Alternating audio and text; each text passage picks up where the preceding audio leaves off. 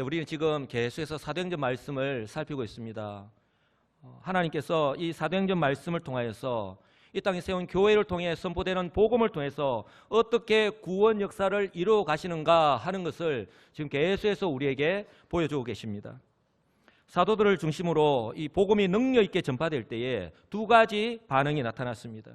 첫째는요, 핍박입니다. 그리고 또 하나는 이렇게 핍박이 가해질 때에 교회의 자세, 그리고 하나님의 역사하심입니다. 먼저 핍박에 대해서 살펴볼 텐데요. 제사장과 성전 맡은 자와 사두개인 등 이 유대교의 지도자들이 권력을 이용해서 사도들을 잡아 가두는 것으로 오늘 본문이 시작이 됩니다.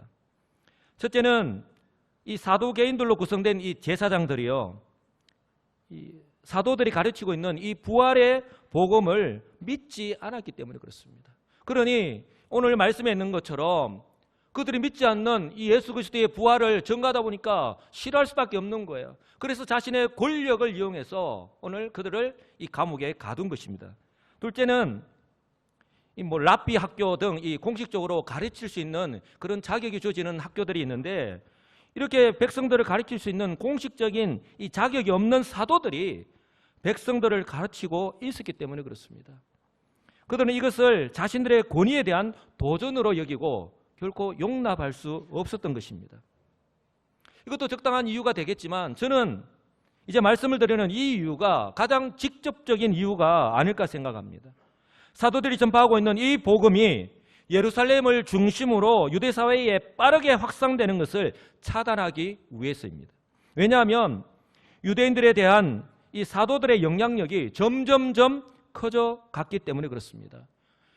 이미 3,000명이 세례를 받았습니다. 또 오늘 또 사도들의 설교를 들은 사람들 가운데에 믿는 남자의 수만 5,000명이나 되었기 때문에 그렇습니다. 사전의 말씀을 보시면 말씀을 들은 사람 중에, 사도들이 증거하는 이 복음의 말씀을 들은 사람 중에 믿는 자가 많으니 남자의 수가 약 5,000이나 되었더라. 그 정도가 어떠한지 우리에게 밝히 보여주고 있습니다. 그들은, 이 유대 종교 지도자들은 관리들과 함께 예수님을 십자가에 못 박으면 모든 것이 끝났다라고 생각을 했는데, 예수 그리스도께서 부활하셨고 그 예수 그리스도의 부활과 함께 이것도 거짓이라고 아무리 소문을 내고 온갖 방법을 동원해서 막아보았지만 아무런 소용이 없었습니다. 이제는 그 제자들이 일어나서 왕성하게 복음을 전하는 것을 보고 그들이 놀랄 수밖에 없는 거예요. 당황하고 놀랐던 것이죠. 그래서 그들이 취할 수 있는 방법이 지금 사도들을 체포하여서 감옥에 가두었던 것입니다. 그래서 그들은 그들이 가지고 있는 이 사내들인 공의회, 우리로 치면 이 사내들인 공의회는 의회와 그리고 대법원에 해당한다고 볼 수 있겠습니다. 이런 막강한 권위로 사도들이 더 이상 복음을 전하지 못하게 하려고 하였던 것이죠. 그들이 지금 이 예루살렘에서 일어나고 있는 이 일을 얼마나 시급하게 그리고 중요하게 생각했는지 이 하룻밤 사이에 유대교의 모든 지도자들이요 다 모인 것을 보면 알 수가 있습니다. 1절에 보시면 사도들이 백성에게 말할 때에, 저와 여러분들이 모여서 그냥 담소를 나누는 것을 말하는 게 아닙니다. 사도들이 바로 그 유대인들에게 복음을 전하는 것을, 예수 그리스도께서 부활하셨다, 십자가에 죽으시고 부활하셨다, 그리고 우리가 복음을 전할 때 나타나는 능력이 바로 그 예수 그리스도의 이름으로 나타나는 능력이다 라고 하는 그 복음을 전할 때에 제사장들과 성전 맡은 자와 사두개인들이 이르렀다라고 말씀합니다. 올라왔다, 다 이게 모여들었다라고 말씀하고 있는 거예요. 그리고 5절과 6절에 보시면 이튿날, 그날 밤 이미 날이 저물었기 때문에 신문을 할 수가 없는 것이죠. 그래서 그 다음 날이 되자마자 관리들과 장로들과 서기관들, 여기 있는 서기관들은 율법학자들, 이 바리새인들 말합니다. 사두개인들과는 전혀 다른 종파입니다. 그럼에도 불구하고 예수님을 죽이는 데는 그들이 하나가 되었죠. 그리고 오늘 사도들이 복음을 전가할 때에 그 사도들이 전가하는 복음을 방해하기 위해서도 여전히 하나가 되는 것을 우리가 발견하게 됩니다.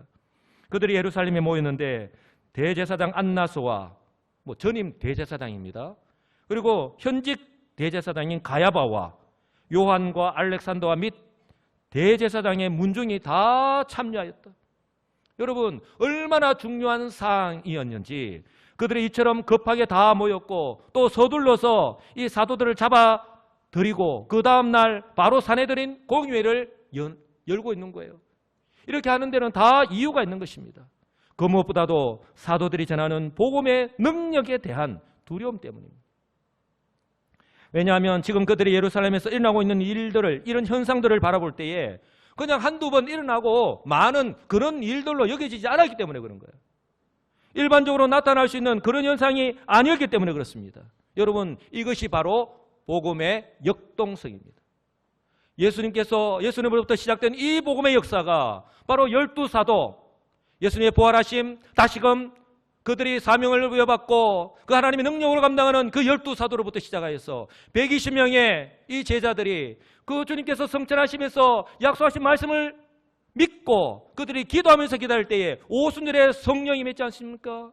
그 오순절에 성령의 능력을 덧입고 그들이 이제 복음을 전가하였을 때에 하나님의 놀라운 영적인 역사가 나타났죠. 특히 사도를 통하여 복음을 전할 때 이제 3,000명이 세례를 받고, 오늘 본문에서는 5,000명의 남자만 5,000명이 그 복음을 듣고 믿는다라고 했을 때에 그들의 죄를 회개하고 이제 나는 예수 그리스도를 믿겠습니다라고 하는 신앙 고백이 이루어진 것을 말하는 거예요. 그런 하나님의 놀라운 역사가 일어나고 있는 것입니다. 이것이 복음의 역동성입니다. 이것은요, 예수님께서 성천하심에서 하신 말씀이 지금 사도들을 통하여서 그대로 나타나고 있는 거예요. 사도행전 1장 8절에 예수님께서 성천하심에서 뭐라고 말씀하셨습니까? 우리 다 같이 한 번 더 선포해 보겠습니다. 오직 성령이 너희에게 임하시면 너희가 권능을 받고 예루살렘과 온 유대와 사마리아와 땅끝까지 이르러 내 증인이 되리라. 아멘. 예수님께서 성천하시면서 이 말씀을 예언하셨거든요. 그런데 그들에게 성령이 임했습니다. 너희에게 성령이 임하시면 너희가 권능을 받는다고 했는데, 여기서 말하는 권능은 바로 사도 베드로가 이미 안전뱅이를 일으켰을 때에 그 능력으로 역사하셨던 그 말씀과 일맥상통하는 거예요. 바로 안전뱅이를 일으킬 때에 이야기한 개인의 능력과 그런 경건을 의미하는 것이 아니라 우리의 능력과 그런 경건을 통해서는 절대로 능력이 일어나지 않는다는 거예요. 그것이 아니라 바로 하나님의 능력, 성령의 능력입니다. 바로 그 누구도 이 성령의 능력을 몰랐던 것이죠.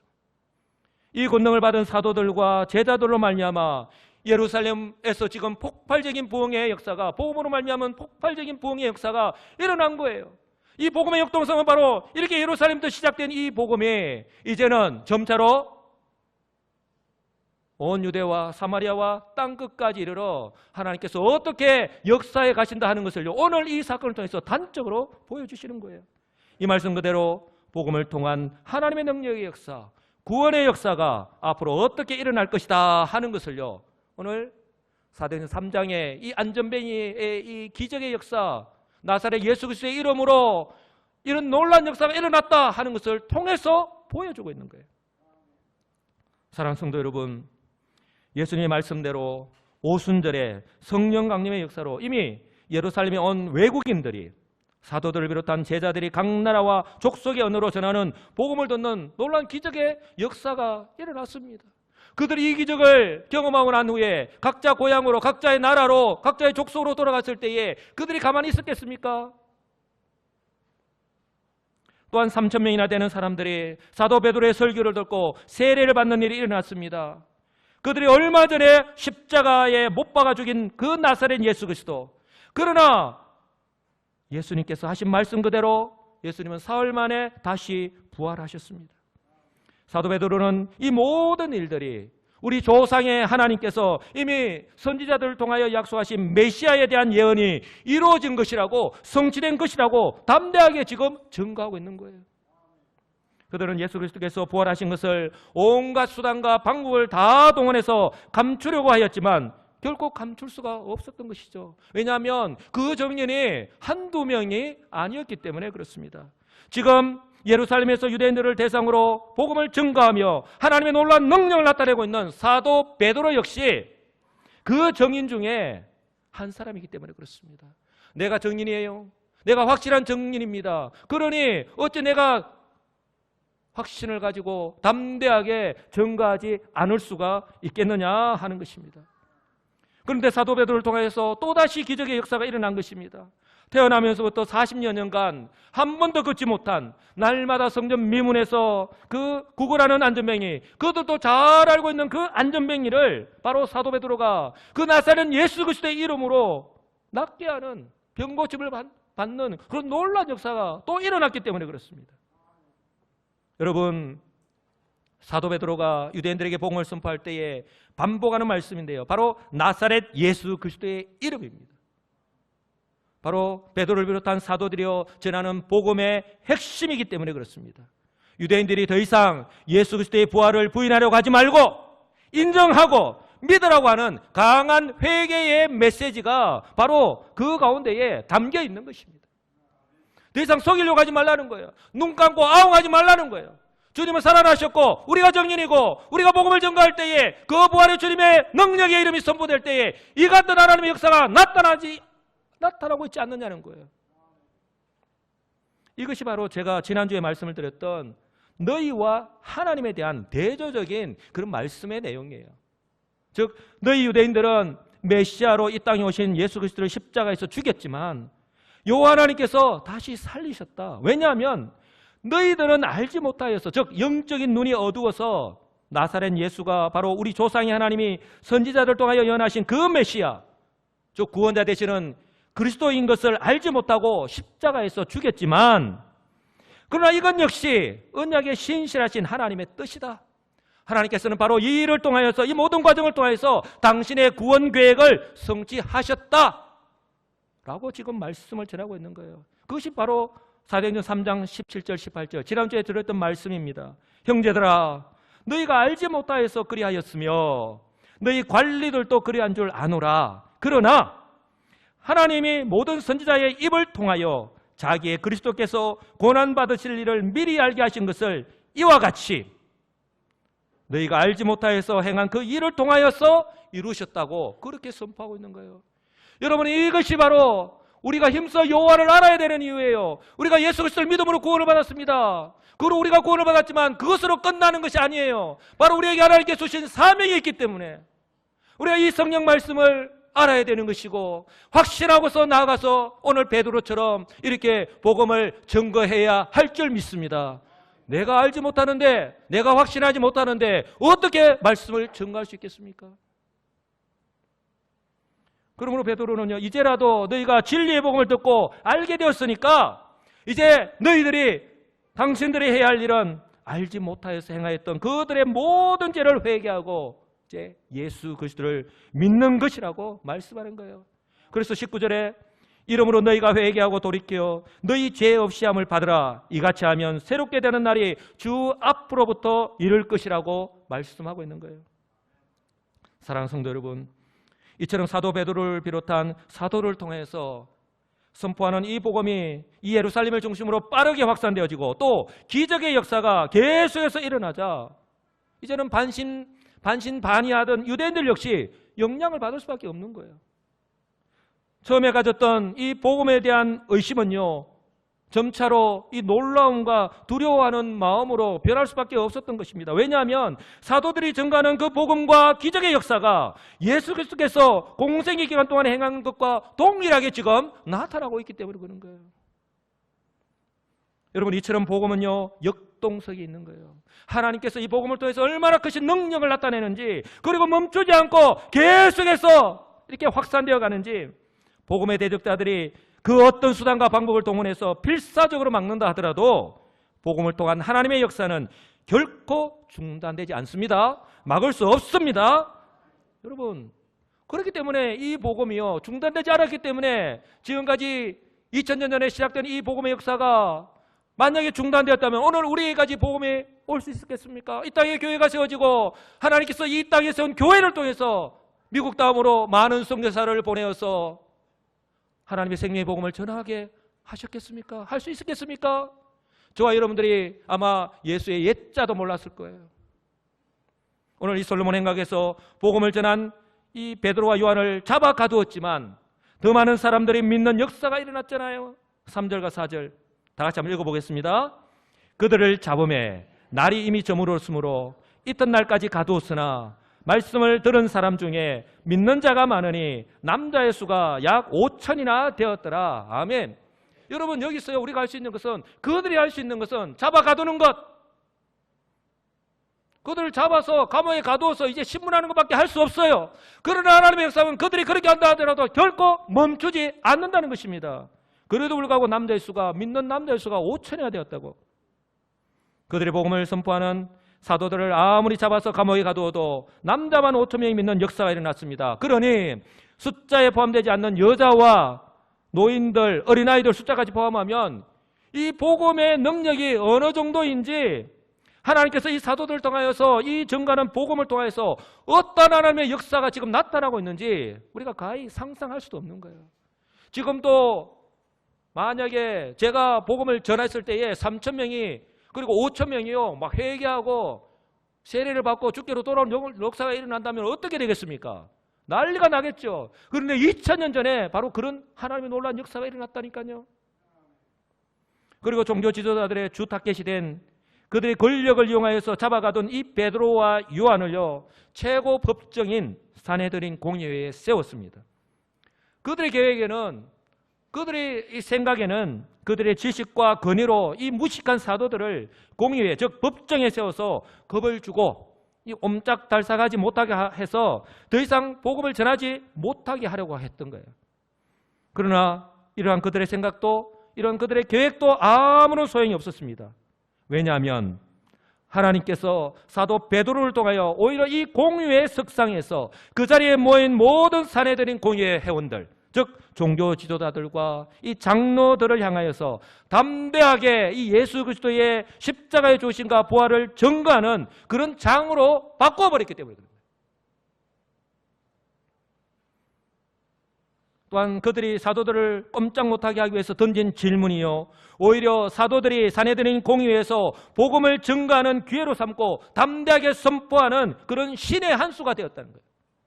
그게 무엇입니까? 7절, 사도들이 사도들을 가운데 세우고 묻되 너희가 무슨 권세와 누구의 이름으로 이 일을 행하였느냐? 이 질문 앞에 이 무식한 사도들은 아무런 답변도 못할 줄 알았던 거예요.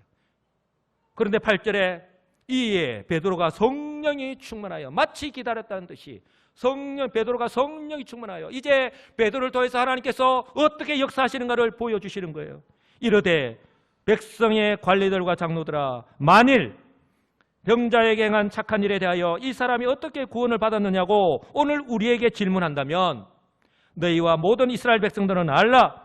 너희가 십자가에 못 박고 하나님이 죽은 자 가운데서 살리신 나사렛 예수 그리스도의 이름으로 이 사람이 건강하게 되어 너희 앞에 섰느니라 라고 복음의 핵심을 말씀합니다. 그리고 다시 한 번 더 그들을 향해서 강하게 외칩니다. 이 예수는 너희 건축자들이 버린 돌로서 집 모퉁이의 머릿돌이 되었느니라.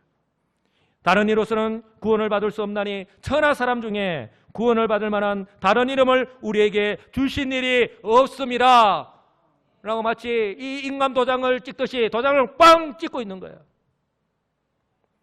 여러분, 아마 이 자리 예배에 참석하신 우리 성도님들 가운데서도 개인적으로 복음을 전하다가 아니면 우리 교회에서 이 노방 전도를 하다가 이 복음 전하는 것을 방해하기 위해서 고의적으로 이런 질문을 던지는 사람들을 아마 만나보신 적이 있을 거예요.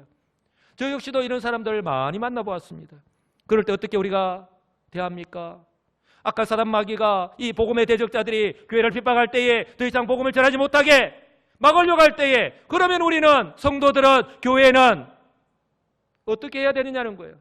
엄매 기죽어 내가 잘못했습니다, 이 자리를 떠날게요, 그렇게 하고 떠나야 됩니까?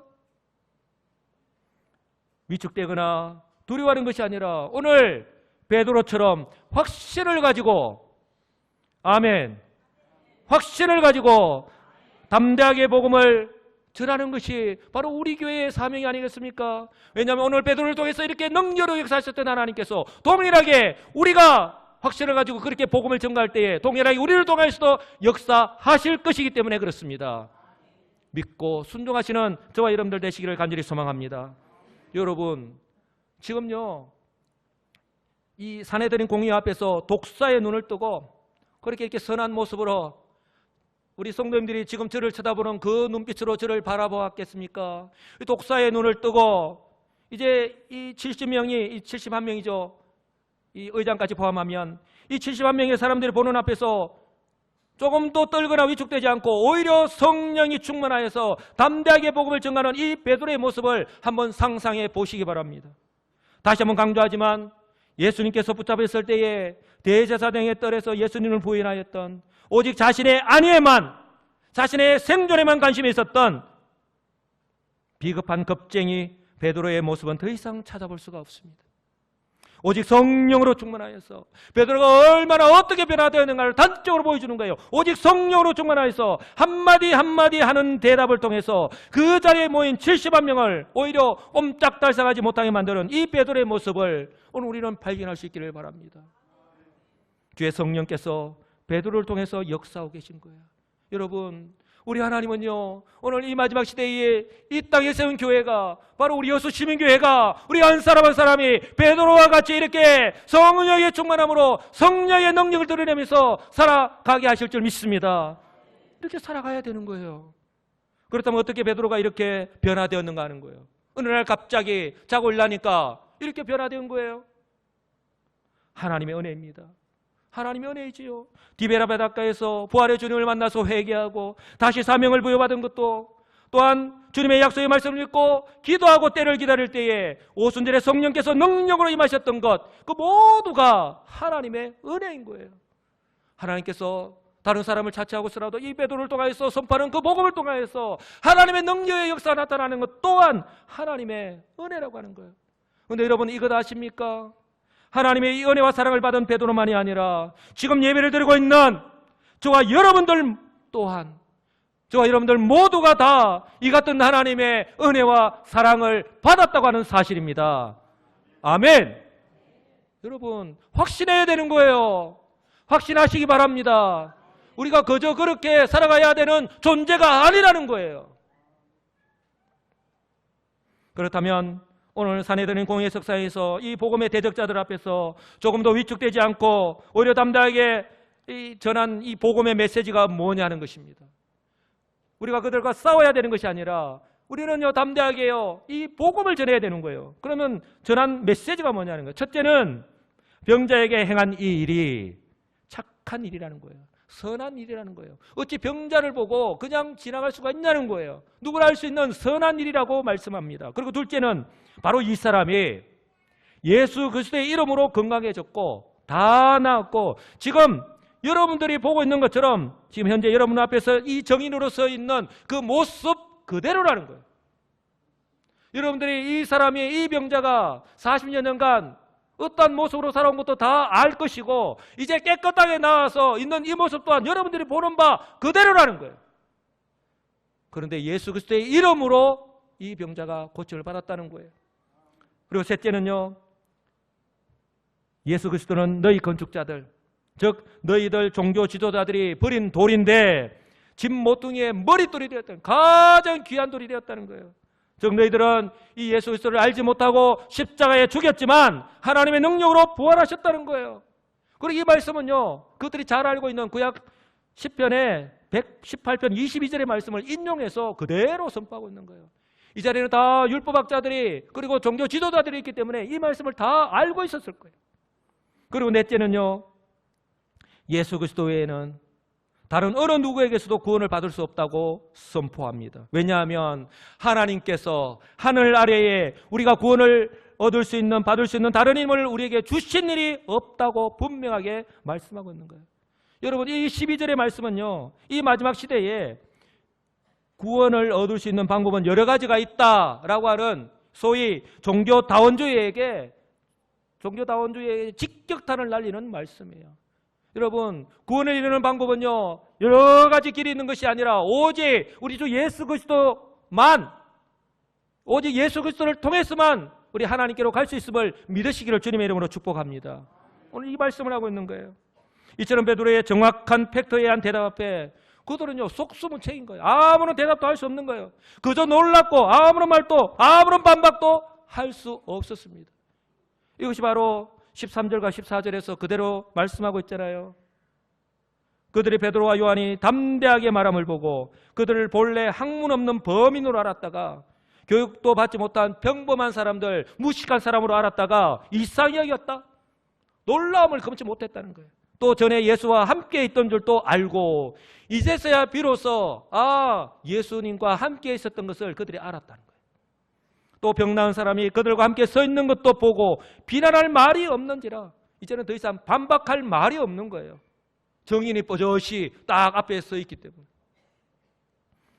사랑하는 성도 여러분, 오늘 우리는요 이처럼 복음을 대적하고 핍박하는 이 유대 종교 지도자들 앞에서 조금 더 위축되지 않고 오히려 성령으로 충만하여서 하나님께서 이 베드로를 통하여서 역사하시는 담대하게 복음을 전가하는 이 베드로의 모습을 보면서 현재 우리는 우리에게 동일하게 사명으로 주신 복음과는 어떤 관계에 있는가 한번 좀 돌아볼 수 있기를 원합니다.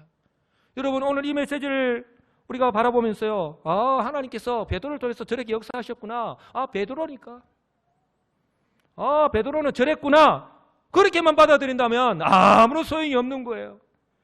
오늘 여기 있는 우리 역시 동일하게 베드로와 같이 동일하게 구원을 받았고 동일하게 구원의 이 사명을 주셨는데 우리 자신이 빠져버린다면 아무런 소용이 없는 거예요. 여러분, 복음은요 사도행전 1장 8절 말씀처럼 어떤 방해, 어떤 고난적 환경이 가로막는다 하더라도 계속해서 전파되어질 것이기 때문에 그렇습니다.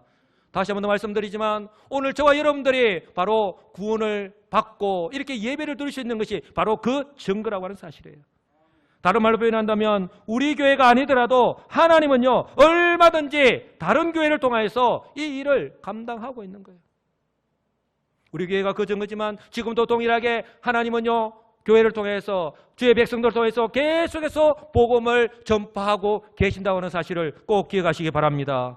그러나 저는요 다른 교회가 저렇게 열심히 복음을 전가하는구나, 저렇게 하나님 뜻을 이루어가는구나, 우리가 박수 쳐줄만 하지,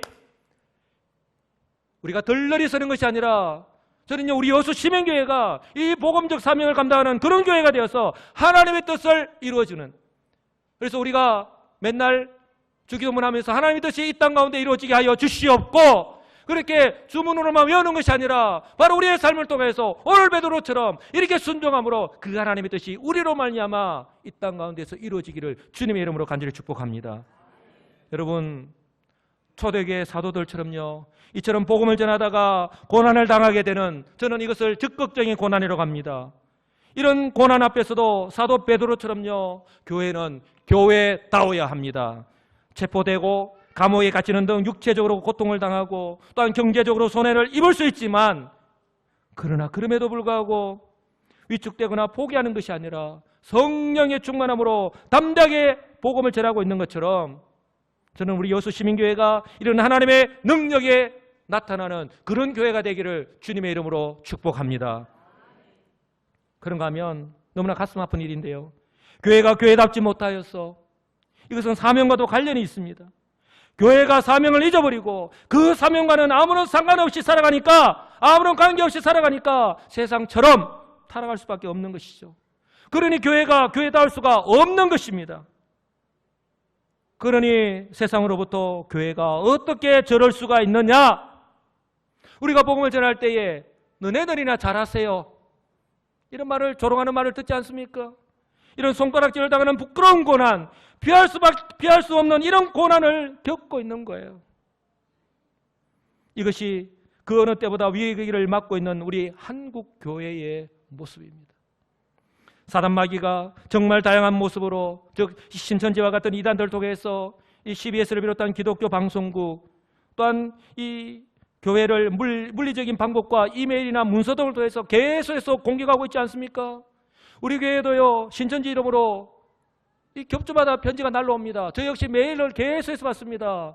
우리 동기 교육자들의 단톡방에 보니까 어떤 교회는 교회 입구의 유리에다가 이 강력한 스티커 형식으로 붙여놔가지고 정말 떼는데 엄청나게 힘들었다고 그런 기사까지 올라오고 있습니다. 이뿐입니까? 또한 입법권이 있는 국회의원들이 입법권을 가지고 있죠. 이런 국회를 이용해서 소위 차별금지법이라는 명목으로 아예 복음을 증가하는 것을 자체를 막으려고 하는 사단마귀의 이 고도의 전술 전략이 지금 전방위적으로 지금 일어나고 있지 않습니까? 혹자는 이렇게 이야기할 수 있습니다. 이 법이 통과되는 것이 우리가 살아가는 것과 무슨 상관이 있느냐? 물론 우리가 살아가는 것과는 우리의 생존과 관련해서는 아무런 상관이 없을 수 있어요. 그러나 하나님께서 우리에게 명령하신 사명과는, 교회의 존립과는 직접적인 연관성이 있다고 하는 사실을 꼭 기억하시기 바랍니다. 왜 그런지 아십니까? 이 법이 통과되면 그 순간 교회는 마치 식물인간과 같이 되어서 이 땅에, 하나님께서 이 땅에 세우신 교회의 존재의 목적과 사명을 감당할 수 없기 때문에 그런 거예요.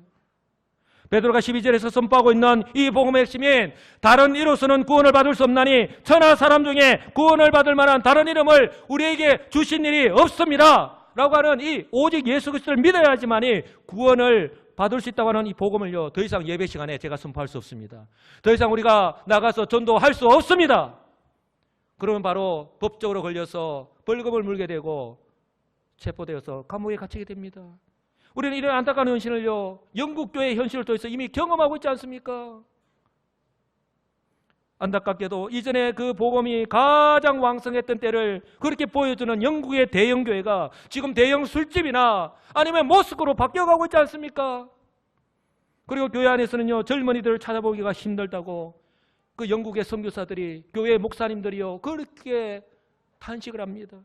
왜냐하면 더 이상 복음이 전파되지 않으니까 많은 젊은이들이 하나님을 떠나서 자신이 원하는 신앙을 가지기 위해서 자신이 원하는 신을 찾아서 소위 신을 쇼핑하러 떠났기 때문에 이런 말이 나오고 있는 거예요. 신을 쇼핑하러 떠나는 게 지금 영국의 현실이라는 거예요.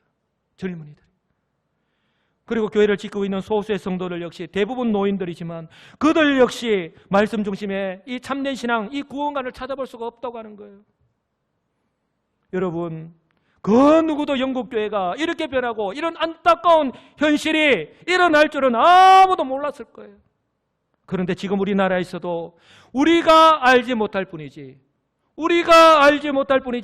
복음의 대적자들은 계속해서 기회를 엿보고 이렇게 시도하고 있는 것이 현실이라고 하는 사실을 꼭 기억하시기 바랍니다. 여러분, 이것이 우리가 깨어있어야 되는 이유예요. 주님이 오실 때가 다 되었다고 하는 증거입니다.